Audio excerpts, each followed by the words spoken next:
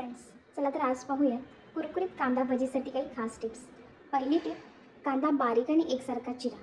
जर तुम्ही कांदा जाडसर चिरला तर भजी आतून नरम राहतात। बारीक पातळ चिरलेला कांदा नेहमीच कुरकुरीत होतो। आपली दुसरी टिप आहे, मीठ नेहमी शेवटी घाला।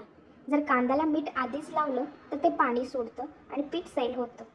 जर आपण शेवटी मीठ मिसळलं तर भजी घट्टसर आणि खमंग राहतात। किंवा याला पर्यायी पद्धत म्हणजे जर तुम्ही आधी कांद्याला मीठ लावून ठेवत असाल तर कांद्यावर मीठ टाकून 5 मिनिटं ठेवल्यास रस निघतो। तोच रस बेसनात मिसळल्यास पाणी टाकायची गरज नाही आणि भजी कुरकुरीत होतात। भजींचा कुरकुरीतपणा वाढवायचा असेल तर बेसनात तांदळाचं पीठ किंवा रवा घाला। यामुळे कुरकुरीतपणा वाढतो आणि भजी लगेच नरम पडत नाहीत। रेस्टॉरंट स्टाईल खमंग टेक्स्चर यामुळे मिळतं। भजी पिठामध्ये ओवा किंवा अजवाईन वापरा। ओवा चवीला तिखटसर असून पचनाला मदत करतो आणि भज्याची चव देखील वाढते। भजींचं बॅटर आहे ते नेहमी घट्टसर ठेवा। पातळ बॅटरमुळे भजी जास्त तेल शोषतात आणि ओलसर होतात। जर आपण घट्टसर बॅटर वापरलं तर कांदा नीट कोट होतो आणि भजी खुसखुशीत राहतात। थोडं गरम तेल नेहमी बॅटरमध्ये घाला।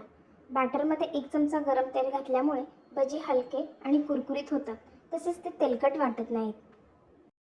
भजी बॅटरमध्ये सोडा अगदी कमी घाला। शेवटी चिमूटभर सोडा टाकल्याने भजी हलकी आणि खुसखुशीत होतात। भजी तळताना तेल योग्य तापमानावर ठेवा। जर खूप गरम तेलात भजी तळले तर ते बाहेरून पटकन जळतात आणि आतून कच्चे राहतात।